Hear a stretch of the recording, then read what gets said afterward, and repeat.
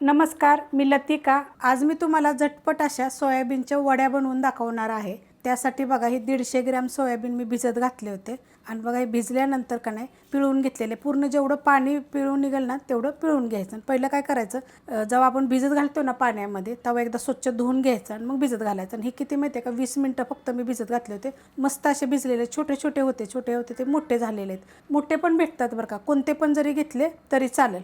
मिक्सरचं भांडं घेतलेलं आहे, त्याच्यामध्ये आपण टाकून घेऊया. पाणी पिळून घ्यायचं, कारण की किती जरी पिळलं तर थोडं तरी पाणी ह्याच्यामध्ये राहतंच.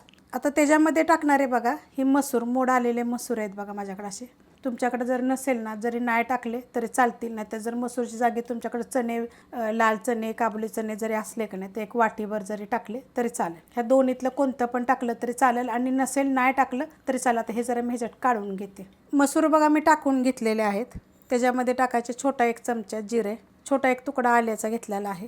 हिरवी मिरची घेतली, तिखटाप्रमाणे घ्या, कारण ह्या 4 मिरच्या आहेत. छोटे छोटे तुकडे करून घेतलेले आहेत आणि 1 गड्डी लसूण घेतलेला आहे. आता ह्याला पाण्याचा वगैरे वापर करायचा नाही, बंद चालू करून बारीक करायचे.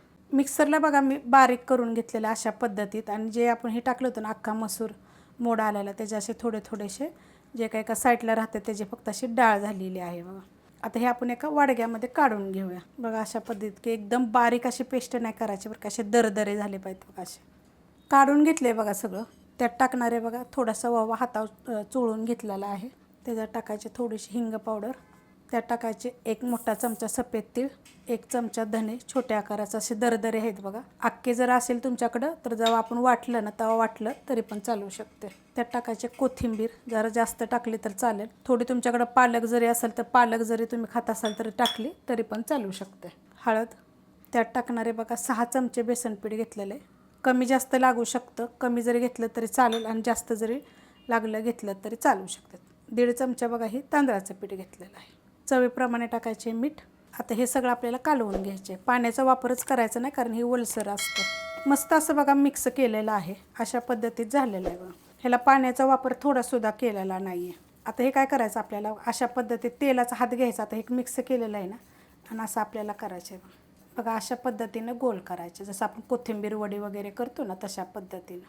टोप ठेवला आहे बघा गरम करायला, त्याच्यामध्ये 2 ग्लास पाणी टाकलेलं आहे आणि त्याच्यावर ही वड्याची चाळण ठेवलेली आहे. चाळणीला काय केलेलं आहे माहिती आहे का, मी तेल लावून घेतलेलं आहे. अशा पद्धतीमध्ये ठेवून घेते आता मी सगळं.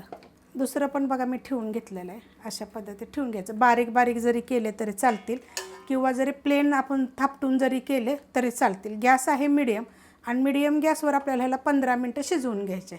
15 ते 20 मिनटं बघा शिजवल्यानंतर, थंड झाल्यानंतर बघा मी काढून घेतलेले आहेत. आता ह्याला आपण कापून घ्यायचं. तुम्ही ह्याला क्रॉस पण कापू शकता आणि गोल पण कापू शकता. पातळ कापलं तर चालेल बघा. अशा पद्धतीचे मस्त कापल्या जाते, ते काही प्रॉब्लेम होत नाही बघा. मस्त बघा अशा कापून घेतलेले आहेत, अशा पद्धतीमध्ये झालेले आहेत. आणि हे एक तसं ठेवलं, जसं तुम्हाला पाहिजे ना तेवढ्या कापून घ्यायच्या. बनवल्या तर अर्ध्या जरी तुम्हाला खायापुरत्या घेतल्या तर चालेल, आणि हे फ्रीजमध्ये उचलून ठेवायचं. आणि जेव्हा आपल्याला खावं वाटेल तेव्हा काढून सुद्धा कापून आपण ह्या भाजून घेतल्या तरी चालतील. तवा ठेवला आहे बघा लोखंडाचा, आणि त्याच्यामध्ये मी तेल टाकून घेतलेलं आहे. त्याच्यामध्ये बघा ह्या वड्या सोडून घ्यायच्या. जेवढ्या बसेल तेवढ्याच आता मी सोडणार आहे. आणि गॅस आहे मीडियम गॅसवर 1 मिनिट फक्त परतून घ्यायचं. तेल चांगलं गरम झालं का नाही की लगेच भाजले जातात. पलटी करून घेऊया. एकदम कुरकुरीत होतात बरं का. आणि ह्याला तळायची पण खरं म्हणजे गरज नाही आहे. जसं आपण तेलामध्ये थोड्याशा टाकलेल्या आहेत का नाही, अशासुद्धा तुम्हाला फ्राय करायची गरज नाही आहे. तशाच जरी तुम्ही कच्च्या जरी आपण आता शिजवलेल्या आहेत का नाही, तर अशाच पद्धतीनं जरी तुम्ही खाल्ल्या तरी पण चालू शकते. छान लागतात चवीला. नाही तर थोड्याशा तेलावर मग अशा घ्यायच्या परतून, की थोडं त्याचं साईडचं आपण कापतो ना तेव्हा हे थोडं हलकंसं निघतं, जास्त काही निघत नाही. एकदम कुरकुरीत क्रिस्पी असे होतात. आणि हे कमीत कमी 15 ते 20 दिवस तुम्ही असे थोडेसे फ्राय करून जरी ठेवले तरी चालू शकतात. आता जेव्हा पाहिजे तेव्हा तुम्ही थोडे काढून फ्राय केले तरी चालतील. आता 1-2 मिनटांना आपल्याला असं परतून काढायचे, एका साईडला काढून घ्यायच्या. आणि तेलकट वगैरे काही होत नाही, टेस्ट इतकी छान येते ना. खूप रेसिपी मी टाकलेली आहे सोयाबीनच्या, तर तुम्ही अशा पद्धतीनं पण करून बघा.